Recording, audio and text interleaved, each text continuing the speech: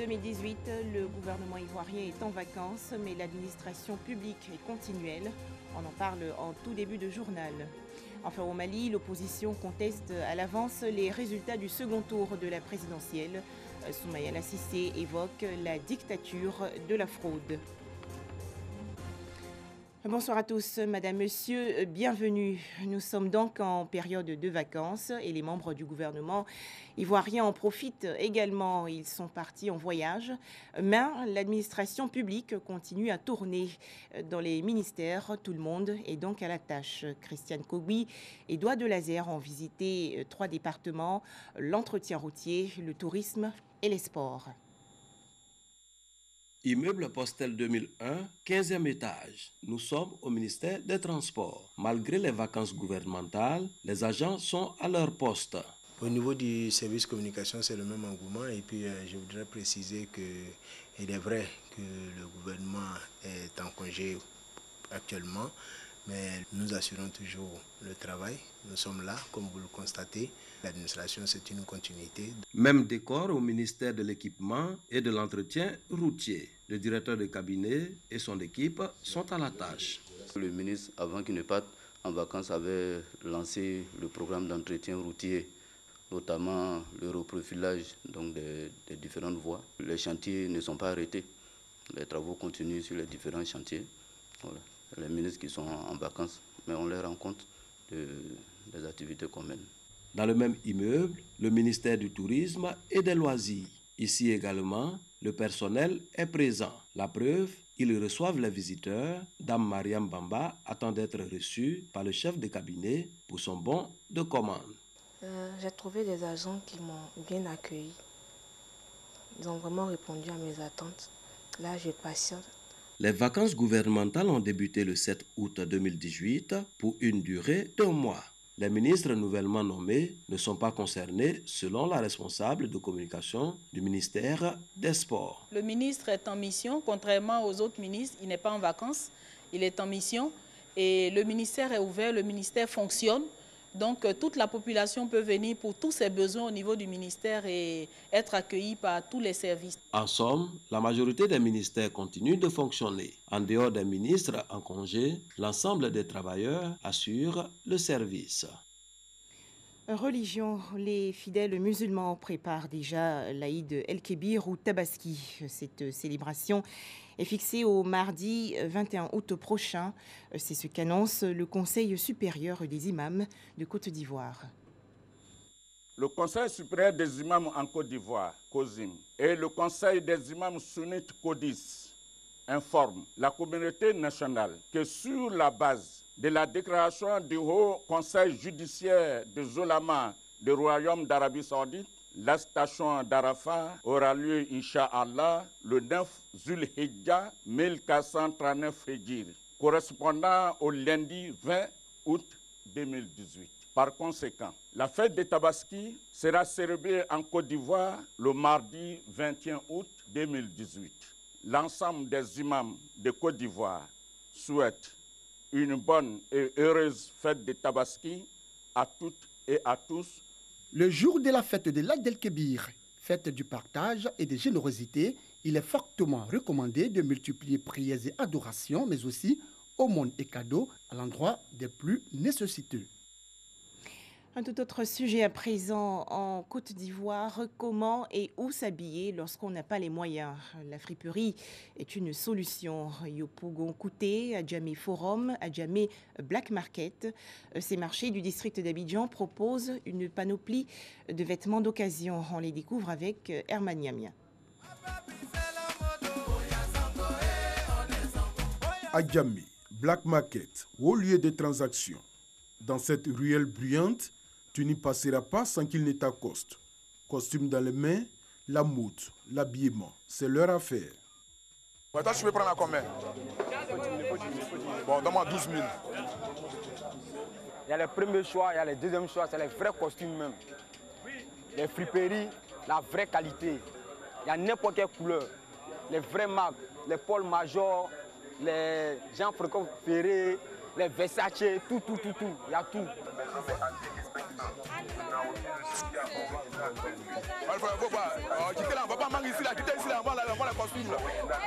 Vente de costumes de seconde main en pleine rue Malfamé.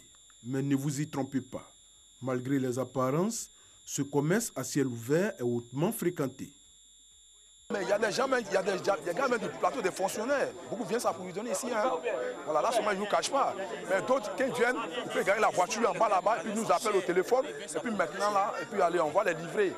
Parce que là, ils se présentaient ici, bon, d'autres trucs, encore c'est de la friperie, bon, c'est trop vu. Donc c'est mis à quelque part, et puis allez, on vient, voilà. Si ici on vante la qualité des produits, le prix reste incontestablement l'atout majeur de ce commerce.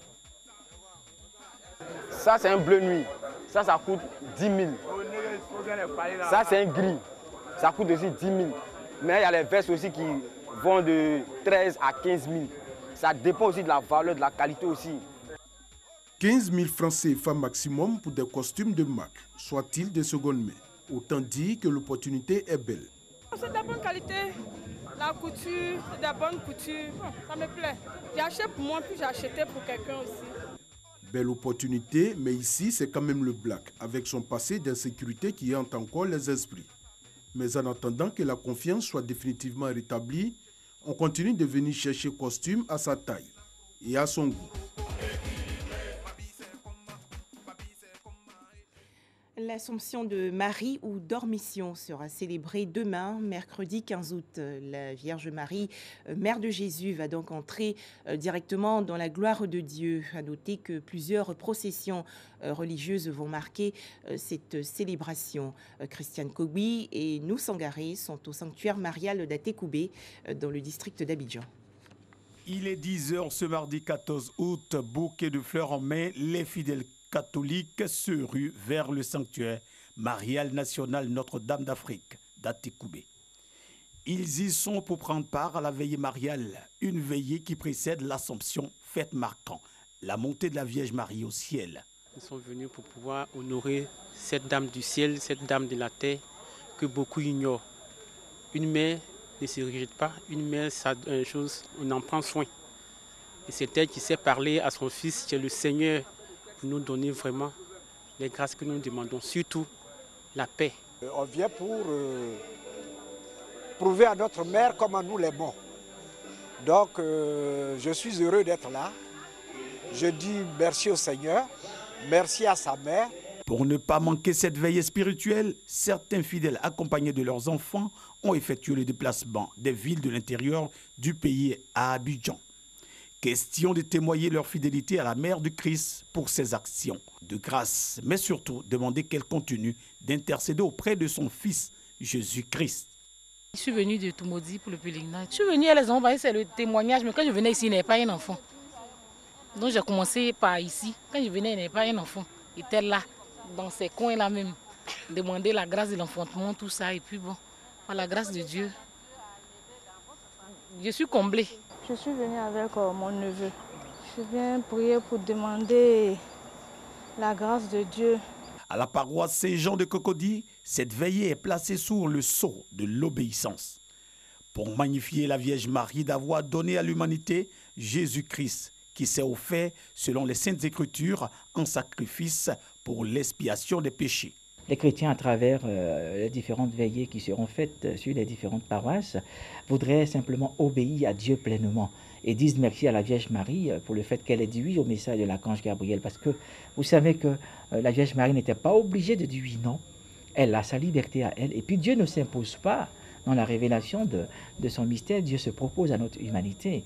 Et par le oui de la Vierge Marie en son sein, il aura comme une rencontre de deux libertés. La liberté divine qui vient la rencontrer par l'entremise de l'archange Gabriel.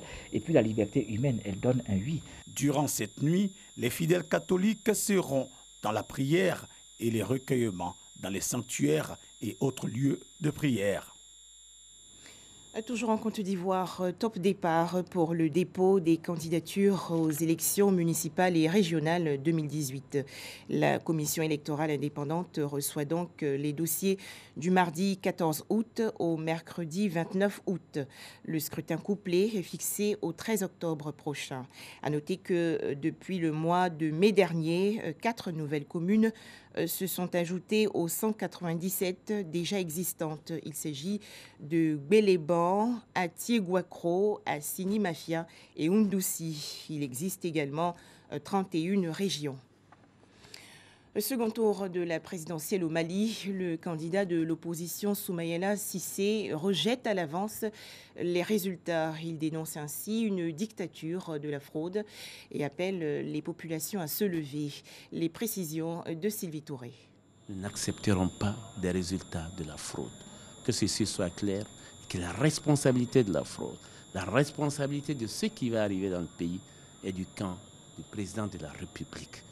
En ces termes, Soumaïla Cissé revendique la victoire à la présidentielle de dimanche dernier. Selon lui, le second tour de la présidentielle a été entaché de fraude. Déjà lundi, depuis le balcon de son QG de campagne, l'opposant dit ne pas reconnaître à l'avance les résultats du scrutin. Nous avons compilé les résultats et hier, 4 heures du matin, nous étions largement en avance. Ceci nous a fondé, je crois qu'il a fondé tous ceux qui ont écouté les résultats dans les différentes radios, à manifester spontanément et à Mopti et à Bamako. Soumaïla Cissé appelle l'ensemble des Maliens à la mobilisation pour dénoncer la fraude. Pour l'ancien ministre des Finances, le logiciel avec lequel son équipe effectuait sa propre compilation des résultats a été attaqué dans la nuit de dimanche à lundi. À ce moment, il avait déjà recueilli 51,93% contre 47,53% pour son adversaire, a-t-il déclaré à la presse. 6 membres de son équipe de communication avaient été interpellés dimanche pour une affaire qui n'avait rien à voir avec le scrutin, a affirmé la police. 5 d'entre eux ont été relâchés plus tard. Lors de la présidentielle de 2013, dans cette même configuration, Soumaïla Cissé avait reconnu sa défaite face à Ibrahim Boubacar Keïta avant même la publication des résultats définitifs. Rappelons qu'au premier tour, le président sortant Ibrahim Boubacar Keïta a récolté plus de 41% des suffrages, tandis que son adversaire principal, l'opposant Soumaïla Cissé, a obtenu 17,78%. Et pour parler de cette élection présidentielle au Mali, nous avons en ligne Sidonie Davila, envoyée spéciale de RTI 1. Bonsoir Sidonie, quelle atmosphère prévaut-elle en ce mardi sur l'endemain électoral au Mali? Oui, bonsoir Juliette, il faut dire que c'est le calme ici à Bamako au lendemain du vote. La population va tranquillement à ses occupations. Aucun chiffre sur le scrutin, ni sur les premières estimations, même si le candidat de l'opposition dit être en possession des résultats qui lui sont favorables. Nous apprenons que l'opposition, notamment le candidat Soumaïla Cissé, rejette à l'avance les résultats et appelle la population à se lever. Qu'en est-il exactement? Alors, Juliette, il faut savoir que c'est une guerre de communication à laquelle se livrent les deux camps avant la proclamation des résultats, comme cela a été au premier tour. L'autorité officielle, habilitée à le faire, ne s'est pas encore prononcée sur le nom du vainqueur et nous attendons les résultats qui devaient être disponibles d'ici à vendredi prochain. Merci à vous, Sidonie Davila.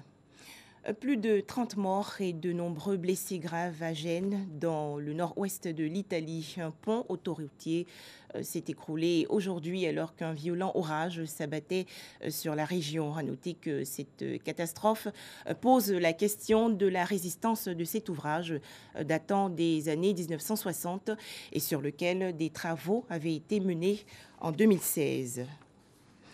La police antiterroriste mène une enquête au Royaume-Uni. Un homme a foncé aujourd'hui avec sa voiture sur des cyclistes et piétons devant le Parlement à Londres, faisant plusieurs blessés. Le conducteur, âgé d'une vingtaine d'années, a été arrêté par les forces de sécurité. Voilà, merci de nous avoir suivis. Je vous souhaite une joyeuse fête de l'Assomption 2018.